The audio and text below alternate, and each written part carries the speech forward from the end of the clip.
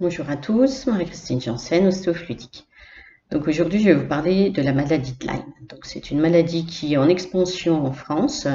Les statistiques apparemment explosent. Cependant, il y a toujours aussi peu de prise en compte au niveau du système médical. Il y a encore beaucoup de médecins qui oublient cette maladie, qui est pourtant, on en parle de plus en plus au niveau des médias, au niveau d'Internet, au niveau il y a même une association qui s'est créée pour soutenir toutes ces personnes qui souffrent de la maladie de Lyme et qui n'ont pas été prises à temps au niveau des symptômes. Donc nous avons les premiers symptômes, ça va être au niveau articulaire. Les personnes vont commencer à avoir mal à toutes les articulations. Elles vont être de plus en plus fatiguées. Elles vont avoir des vertiges, des maux de tête. Donc tous ces symptômes sont décrits et malgré les prises de sang, les radios et les scanners, eh bien il n'y a aucun résultat. Le médecin pense que c'est sinon un problème psychologique ou neurologique, ou alors il pense que c'est une personne qui fait une dépression. Et il y a encore des médecins aujourd'hui qui continuent à donner des antidépresseurs alors que il faudrait qu'ils se penchent sur le problème du diagnostic de la maladie de Lyme. Ce diagnostic est très difficile à obtenir étant donné qu'il va falloir faire une première prise de sang. Les laboratoires français ont un système de mesure qui est limité et donc pour que ça revienne moins cher à la sécurité sociale, il y a donc déjà une première mesure, mais bien souvent cette mesure est négative alors que la personne a bien contracté la tique qui est responsable de cette maladie. Donc la tique, vous pouvez l'attraper même si vous traversez un bosquet d'une maison à une autre.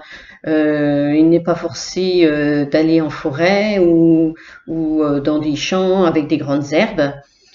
Donc si vous allez en forêt ou si vous allez dans des champs, alors le soir, il faut vérifier ou faire vérifier par un de vos amis que vous n'aviez aucun tic sur aucune partie du corps, derrière, dessous, sous les plis, etc. Parce que même si vous êtes en short, le tic peut passer en dessous du short. De même, si vous avez les manches courtes, ça peut passer et se mettre dans un creux au niveau au niveau de la clavicule, de l'épaule, voilà. Donc la tique peut se positionner n'importe où et ce n'est pas forcément visible, surtout si elle est située derrière, forcément. Donc du coup, après cette tique, elle peut s'en aller, sauf qu'elle vous aura inoculé une bactérie. Il peut y avoir en plus de ça différents types de bactéries qui sont responsables de la maladie de Lyme, si j'ai bien compris, étant donné qu'on ne va pas pouvoir traiter la maladie de Lyme avec les mêmes antibiotiques. Donc du coup, ensuite, il y a un diagnostic à faire beaucoup plus poussé. Alors, je sais qu'en Allemagne, ils font des tests plus poussés qu'en France. Comme nous habitons dans l'Est, nous avons facile à nous y rendre. Il me semble même qu'en Alsace, il y aurait un laboratoire qui travaille par rapport à cette maladie de Lyme et qui propose des tests beaucoup plus poussés. Après,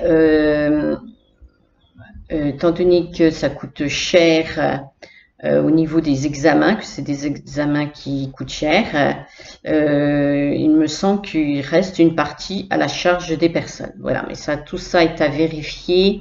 Renseignez-vous bien. En tout cas, si vous avez ce genre de symptômes, vous pouvez en parler à votre médecin. Au niveau de l'ostéofluidique, donc on va pouvoir travailler si vous avez la maladie de Lyme ou si vous avez ces symptômes.